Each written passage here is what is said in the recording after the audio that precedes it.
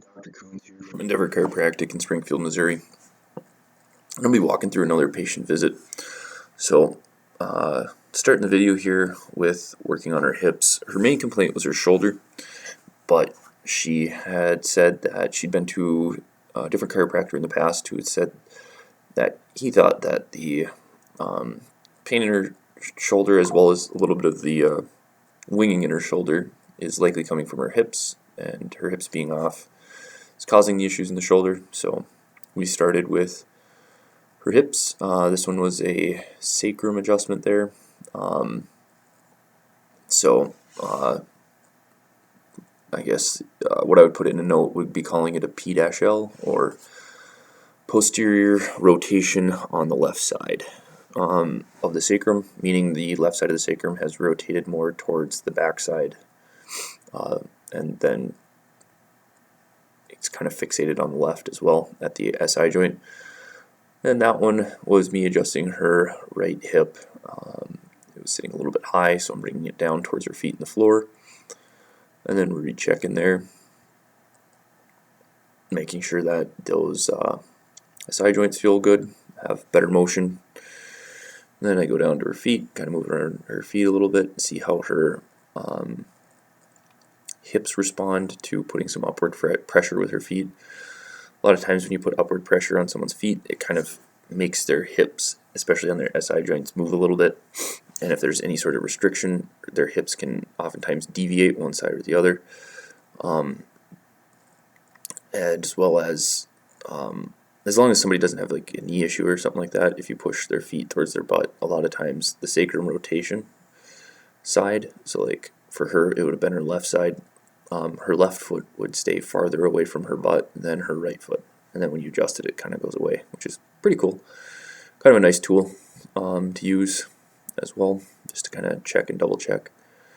I tend to go off of my own personal palpation or feeling compared to checks like that, because I think that they're relatively unreliable, as well as people's memory tends to be unreliable. So like if they tore a meniscus or something like that and they forgot about it until after the appointment, but then you make a decision on how you adjust based on those types of reflexes and things like that, in my opinion, it's not as reliable as palpation. But if you're not good at palpating, then I'm sorry to hear that. Then after that, I was adjusting her femur on that right side too. It seemed like a lot of her pain and dysfunction was on the right side. And then I did some muscle work, and that little section where I was doing muscle work was sped up, just because it was like 5 minutes, and this video would be way too long, and I don't really like talking a whole lot, so like 5 minutes of me just kind of sitting here quiet through some muscle work just didn't really seem that appealing to me. And here I'm working on her thoracics. And first one was kind of near her TL junction. I think it was a T10 if I remember right from the note. And that one was around like T6 if I remember what I put in my note.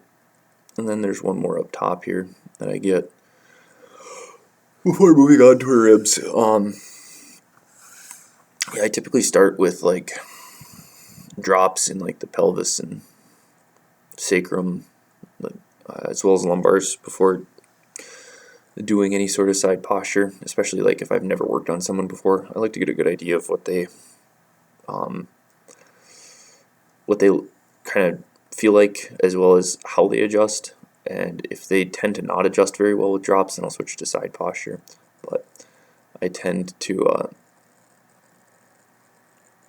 start with drops because it's least invasive, and until I know somebody after like at least one visit, or if they respond better to side posture or don't respond to drops, then I'll switch it up to side posture there. But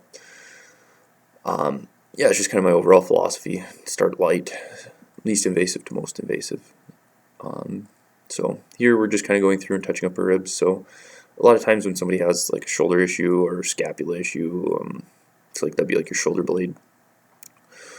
I tend to find that there's ribs that need to be adjusted. So I have a guy that I videotaped, and I'll put up, I can't remember if it's after this one or two more videos or something like that, where I thought to do kind of like a before and after type of a shot as I was switching the camera angle, and you can kind of see the difference between side to side when I do half of her back. It's like I did the right side first, and then I did the left side, and then I was able to switch the camera from one side of the room to the other, and then I just kind of held it over his back just to kind of show the difference that working on those ribs like that makes.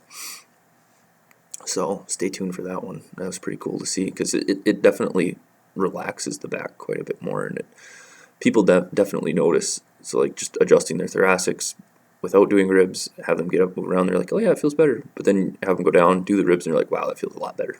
So that's why I do it. A couple mentors of mine talked me into doing that on people. I thought it was dumb at first, but I was definitely wrong. So they talked me into it, and it definitely helps out quite a bit. But yeah, I moved under her neck. When I adjust people's neck, most of the time I start from the bottom and kind of work my way up. That's what I do here. So she had one on the bottom on the left side, and then she had one kind of in her upper cervical area on the right side. I miss it on my first one here, and then we switch to a different position to adjust her. So in chiropractic terms, we call it toggling. So she'll lay on her side with the side that needs to be adjusted. So in this case, for her right side would be facing up, so that the one that I'm trying to adjust is accessible to me to push on it, I guess. Really technical terms there. But so I propped the headpiece up for her. It has a drop on it, so bring that up, test it a couple times, and then I definitely set it too light. So I'll start setting up on her, put some pressure on the side of her neck with my hand and my thumb, and then the headpiece drops without me adjusting. So then I just add more tension to it, and then give an adjustment on it as well. And then after that, we double check it and kind of have her get up and move around after that, and see how she's feeling, see how she responded to the adjustment. So yeah, that's where didn't have enough tension, so pop it back up, give her another go.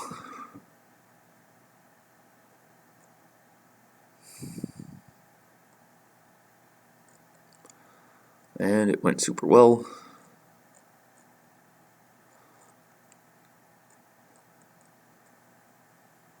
So typically when I toggle people, they'll have some sort of anterior rotation.